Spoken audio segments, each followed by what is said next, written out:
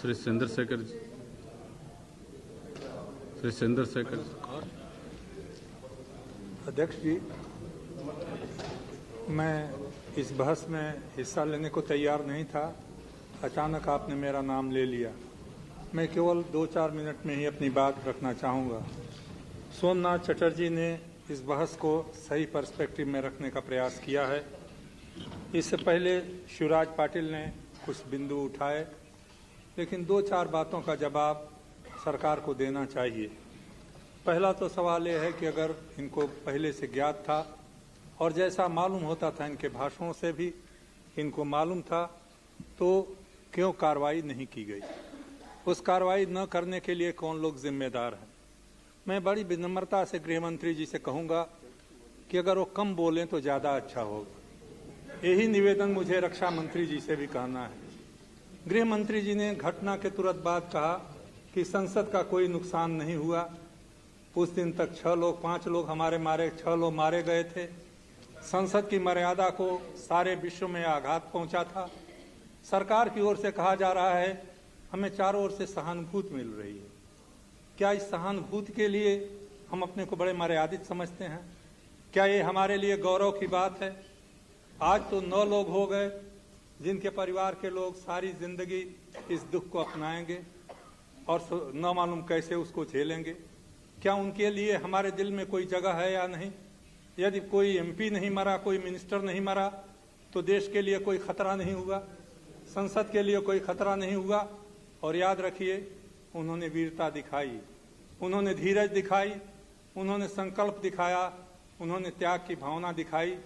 लेकिन अखबारों के जरिए जैसे सोमनाथ जी कहते हैं, हमें भी जो खबर मिली है उससे ऐसा लगता है ये सब कुछ इसलिए बच गया कि वो जो तार लगाए हुए थे वो तार कार की टकराव से टूट गया और एक्सप्लोजन वो नहीं कर पाए।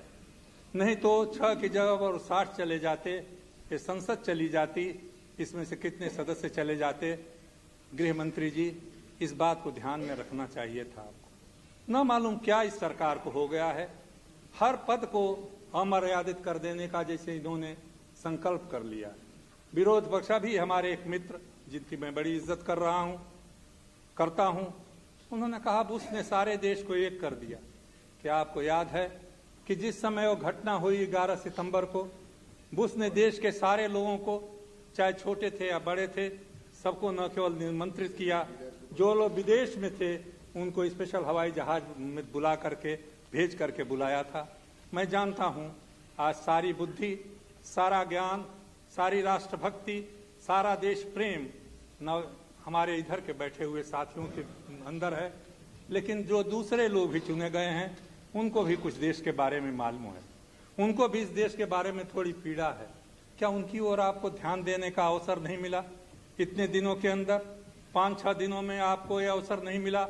मान लीजिए हमारे जैसे लोग जो किसी पार्टी के नेता नहीं हैं, यहाँ पर तो बड़ी पार्टियों के नेता हैं, उनसे भी बात करने का आपको अवसर नहीं मिला। क्यों नहीं मिला? किस कारण नहीं मिला? कौन सी सिक्योरिटी की कमेटी बैठती है आपकी कैबिनेट की? कौन से कैबिनेट के लोग बैठते हैं?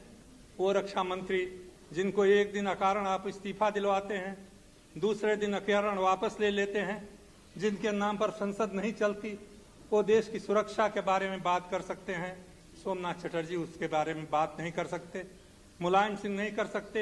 एरना नायडू को बुलाया होगा शायद, वो नवादा के नवडा क्या कौन है वो जो गुट है राजग, उसके सदस्य। मुझे आपसे निवेदन ये कहता हूँ, भाषण तो मैं नहीं देता हूँ, मैं तो कभी कभी भाषण देता हूँ, वो भी अध्यक्ष महोदय ने कहा तो बोल रहा हूँ। लेकिन याद रखिए, इस प्रशस्ति गान से आप लोग कोई इतिहास नहीं बना रहे हैं। इस सरकार को जो कमजोर है, निर्णय की कमजोर सरकार है, उसको और कमजोर बना रहे हैं। इनके निर्णय को मत चापलूसों में और समर्थकों में थोड़ा ही अंतर होता है। आप समर्थक होने की कोशिश कीजिए। There is very thin line between friends and flatterers. Don't try to flatterers of this government. ये स्थिति ऐसी नहीं है। आज मैं बड़े विनम्र शब्दों में कह रहा हूँ, स्थिति भयंकर है। लड़ाई की बात वो लोग करते हैं जिन्होंने कभी लड़ाई के बारे में सोचा नहीं। इसी संसद में मैंने अकेले कहा था कि मत कहो प्रशंसा के शब्द, आज अणुबम का देश होने के कारण अणुशक्ति का आपने बड़ा घोष किया था। आज हम और पाकिस्तान दोनों बराबर हैं। हम पहले उनको नाश कर देंगे या वो हमको पहले नाश कर देंगे। वीरता अच्छी लगती है कहने में, लेकिन लड़ाई बड़ी बुरी होती है भोगने में। लड़ाई की बातें बंद कर देनी चाहिए। जिस विश्व जनमत की बातें बड़े जोरों से हमारे विदेश मंत्री करते थे, विश्व जनमत की बातें हमारे लोग करते थे, कहाँ गया वो विश्व जनमत? आज के अमेरिका के मंत्री के बयान से आपके सारे हौसले पस्त हो गए। पता नहीं वो लड़ाई आप कर पाएंगे या नहीं, लड़ाई की बातें आप चलेंगी या नहीं। अमेरिका का एक बड़ा आदमी कहता है आज पाकिस्तान आपसे सहयोग करने के लिए तैयार है, आप अपनी सारी सूचना उसके पास दीजिए। मैं नहीं जानता गृह मंत्री वो सूचना देने वाले हैं या नहीं। हम तीसरे देश के हस्तक्षेप को कभी स्वीकार करने वाले नहीं थे। आज खुलेआम हस्तक्षेप हो रहा है। सरकार उस पर मौन है, चुप है। क्या देश के मर्यादा के अनुरूप है? क्या अमेरिका के अखबारों में इस संसद के ऊपर हुए आक्रमण के बारे में कोई चर्चा हुई है?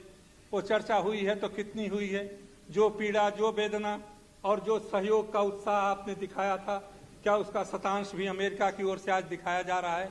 मुझे उनसे कोई लड़ाई नहीं, कोई उनसे झगड़ा नहीं, लेकिन सब लोग अपने देश के लिए जीते और मरते हैं।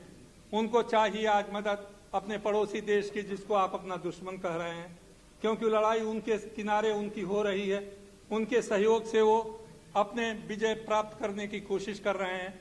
हम आगे आगे बढ़ करके उनको सहयोग की बातें करके अपने को छोटा दिखाने के अलावा और कुछ नहीं कर रहे हैं। उनके सामने अपने को छोटा दिखाना, विपक्ष के सामने अपने को बहादुर बताना, देश की जनता को भ्रम में रखना, चाहे वो कारगिल की लड़ाई से लेकर के अभी हमारे मित्र ने कहा शांति का देश है भारत, और इसीलिए आप गए थे लाहौर में। 5000 वर्षों के अपने इतिहास में, स्वर्णिम इतिहास में, जब दुनिया में भारत सबसे समृद्धशाली और शक्तिशाली देश था, हम कभी अपनी फौजों को लेकर के विदेश में नहीं गए। दोस्तों से मैं अपने अध्यक्ष महोदय निवेदन करना चाहूंगा, सभ्यता और संस्कृति की बात करने वाले लड़ाई की बात इतनी आसानी से मत करो। लड़ाई खतरनाक खेल होती है, और उस खतरनाक खेल को खेल करके न केवल आप इस देश का नुकसान करेंगे,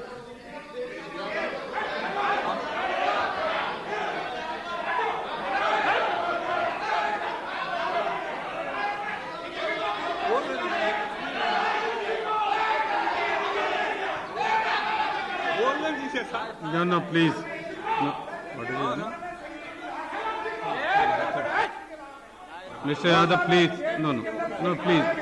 Mr. Yadav, please. Mr. Yadav, please. Mr. Yadav, please take your seat. अध्यक्ष महोदय वो लड़ाई के अध्यक्ष महोदय वो लड़ाई के मैदान से आ रहे होंगे। मैं तो शांति के ही बीच से पैदा हुआ हूँ, शांति में हूँ। मैंने कभी लड़ाई देखी, मैं बता रहा हूँ।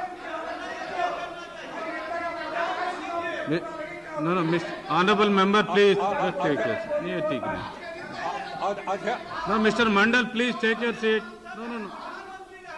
No, आप बैठ जाइए ना। क्या? Nothing should go on record, please. Mr. Mandal, please. क्या कर रहे हैं आप लोग? अध्यक्ष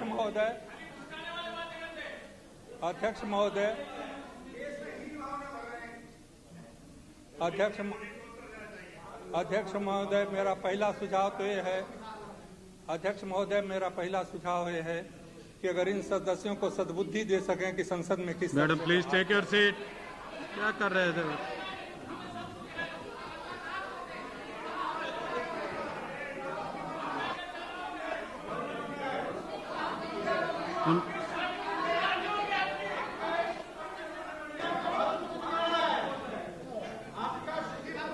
क्या madam please take your seat.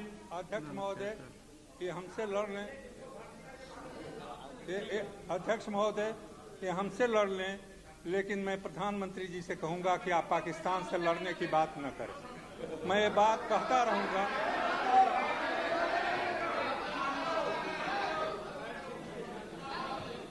मैं आपसे फिर निवेदन करूंगा, लड़ाई खतरनाक खेल है।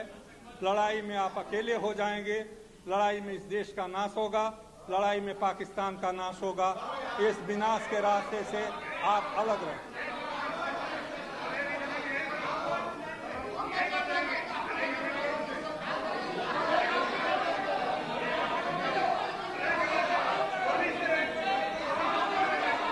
No, please take your seat.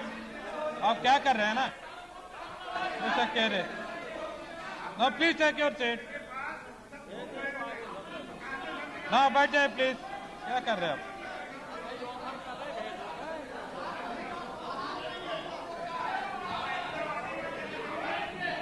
This is no, please.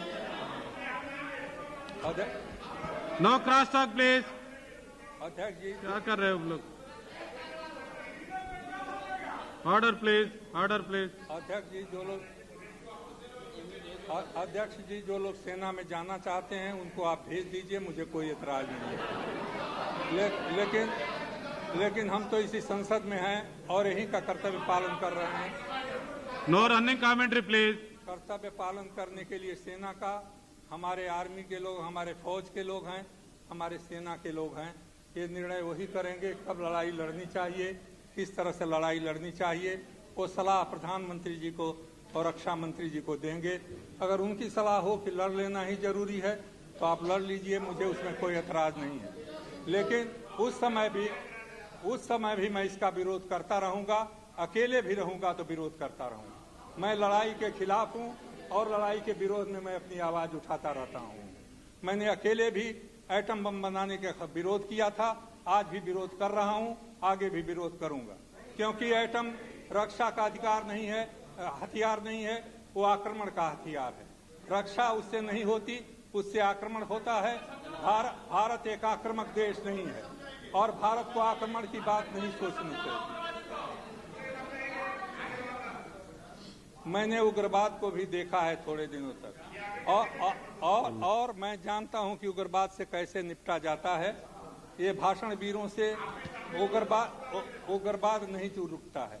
उग्रवाद रुकता है कठोर निर्णय से, उग्रवाद रुकता है संकल्प शक्ति से। अनिर्णय की सरकार उग्रवाद को नहीं रोक सकती। जो सरकार फैसले नहीं ले सकती वो नहीं रोक सकती।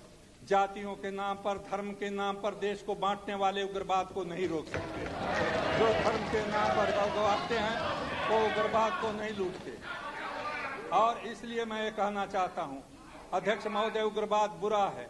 उग्रवाद को जब धर्म का सहारा मिल जाता है तो अत्यंत भयंकर हो जाता है। अगर एक तरफ से उग्रवाद धर्म के आधार पर चल रहा है तो उसी तरह का उग्रवाद धर्म के आधार पर चलाने की प्रवृत्ति इस देश में नहीं पैदा होनी चाहिए, नहीं तो ये देश पहले बर्बाद हो जाएगा।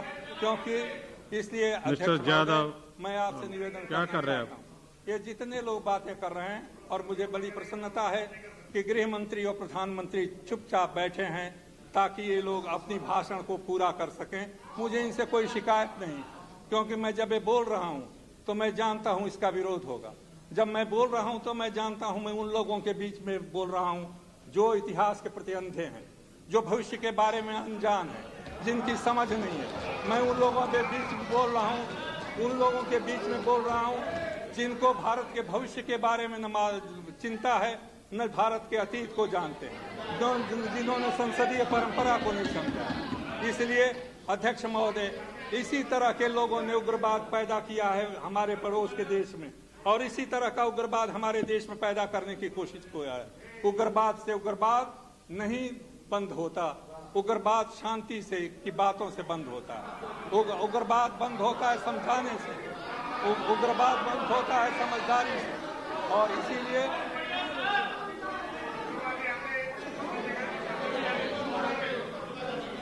अभी हमारे मित्र अटल जी की शांति के प्रस्ताव को बड़ा समर्थन कर रहे थे। अब शांति शब्द से इन बेचारों को पीड़ा हो रही है। इसलिए मैं अध्यक्ष महोदय, मैं नहीं इसीलिए बोलना चाहता था कि